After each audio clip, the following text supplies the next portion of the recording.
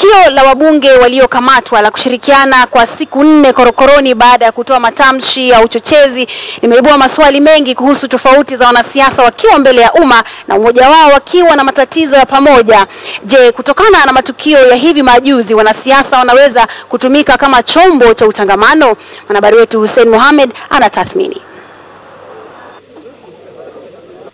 Kizimbani walifika kujibu tuhuma za matamshi ya chuki na uchochezi, matamshi ambayo mahasimu wa kisiasa kuwa maswahiba wa karibu. Wanasiasa hawa aghalabu katika jukwaa la siasa utawapata wakiwasuta wenzao, tofauti zao zikidhihirika katika mikutano ya hadhara.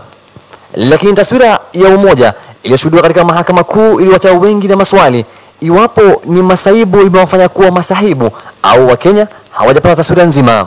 Walipoingizwa ndani pamoja unaona wanakuwa pamoja, kumaanisha kwamba maslahi yao iko mbele kuliko ya raia, ya sisi raia. So raia lazima tusimame na kuangalia hii watu tunachagua watu wenye maslahi ya wananchi ama ya tumbo yao pekee.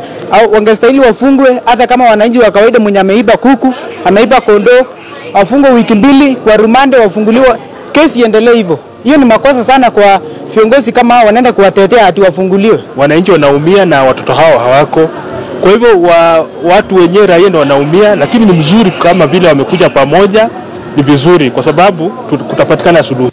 Picha za Seneta Khalwale akimsaidia mbunge wa Bahati Kimani Ngunjiri ziliibua hisia za umoja wa wanasiasa hao.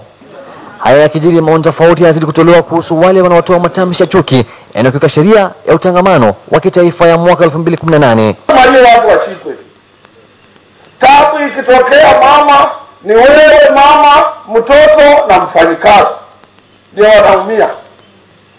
Wakubwa wenzangu wanaingia kwa ndege wanakimbia. None of you will grow up hating the next person, your neighbor or the other person because they come from a different tribe or a different race. Punishment does not necessarily yield the best results.